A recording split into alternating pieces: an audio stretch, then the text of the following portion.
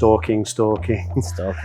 When Peter fought Merab the first time, it wasn't the best Petr Yan that we've seen. I think he's changed a lot, from him being here recently and Woody and myself speaking to him a little bit. I think his mentality has changed. He's been in that position before, the pressure situation. He's already won a belt. And I think that his mindset is really what's going to carry him into beating Morab. And 4 times is a lot of times to fight, championship fight in a year. Yeah, I mean, we're Team Yan over here. Joshua Van.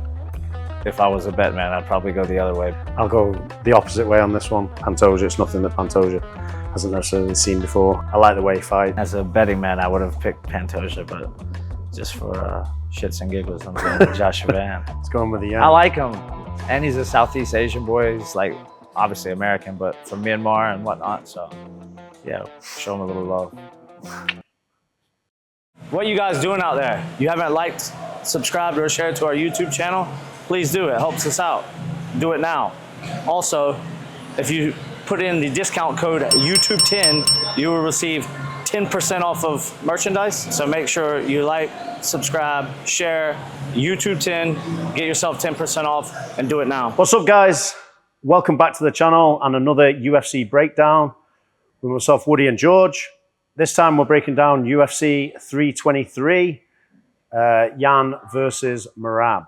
Morab, well, he's having a shot at history. No one's ever defended a UFC belt 4 times in a year before.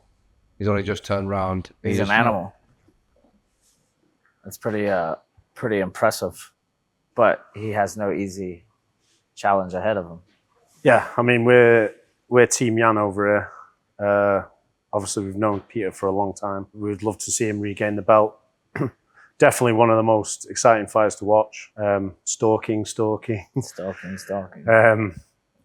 Yeah, for me, I love watching Petr Yan just because of his striking style and, the way he can evade the takedowns and stuff like that. So I think that's obviously going to be a key to defeat Merab.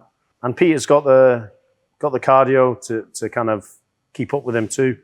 So yeah, it was going to be an interesting one. I'm obviously Team Yan, like I said, but it'll be a good fight.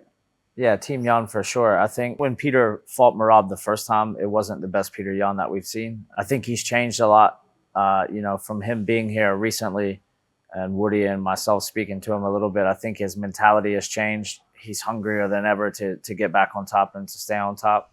Why do you think his mentality's changed? Like, what do you think it was? Because he was the champ before. What was that lull? I think he was the champ before, but, some camps he'd have this coach, some camps he'd have that coach, and changing around and whatnot. And I think just maybe some personal stuff, but I think that he's, just from speaking with him when he was here for the reality show, he was doing some training with Woody here at the gym. And yeah, I hadn't really got a chance to speak to him like that, for quite some time.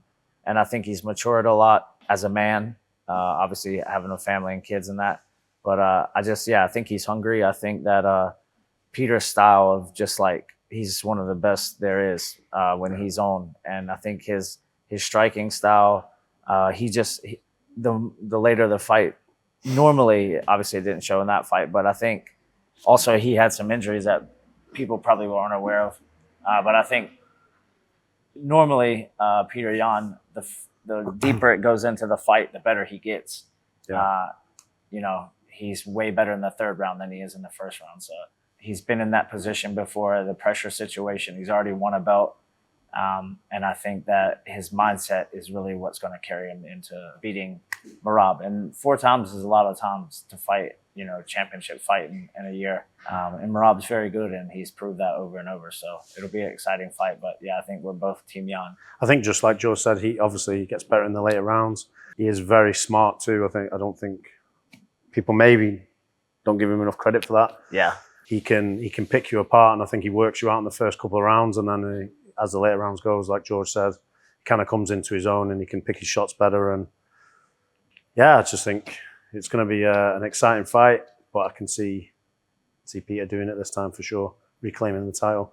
I think Merab obviously as well, again, like George said, like those fights back to back and championship fights. I know everyone obviously raves about the way Merab trains in terms of, apparently he was back in the gym skipping or whatever the day after he won his last fight. And he's obviously a physical specimen, right, when it comes to that. So, like we say, Team Yan. Nice. Co-main event is going to be Joshua Van against Pantoja. Pantoja, obviously, again, I think sometimes like the smaller weight divisions kind of go a bit under the radar as to how exciting they've been. Pantoja's gone through, I think he's beaten like something ridiculous, like all the guys in the top 10 almost twice. So like, yeah, fresh meat for Pantoja. Joshua Van had an incredible last performance against Brendan Roybal. Yeah, I'm going Joshua Van. If I was a bet man, I'd probably go the other way, but I think Pantoja obviously is very tough. He's beaten everybody there is to beat, and a lot of them over twice. So I think Joshua Van is like come out of nowhere.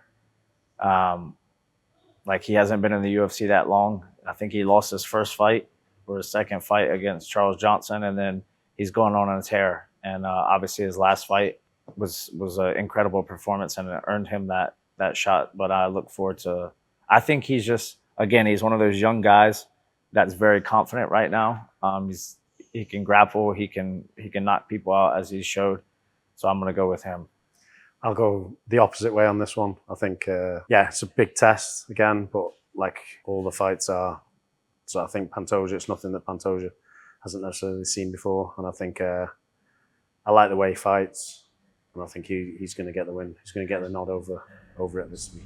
Yeah, Pantoja seems to have like, he's, not only is he just like obviously an incredible champion, but I think he's got this, like his last couple of fights, he stopped stopped Kai Kara France, and obviously Asakura.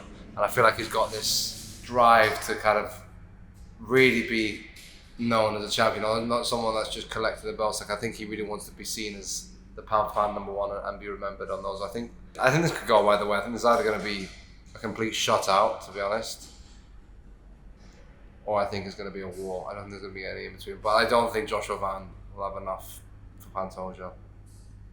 Yeah, agreed. Yeah, again, as a betting man, I would have picked Pantoja, but just for shits and giggles, I'm going with Joshua Van. It's going with the Yan. I like him, and he's a Southeast Asian boy. He's like obviously American, but from Myanmar and whatnot. So, yeah, show him a little love. So, guys, that was our predictions for the co-main and the main event of the upcoming UFC 323, Yan versus Merab.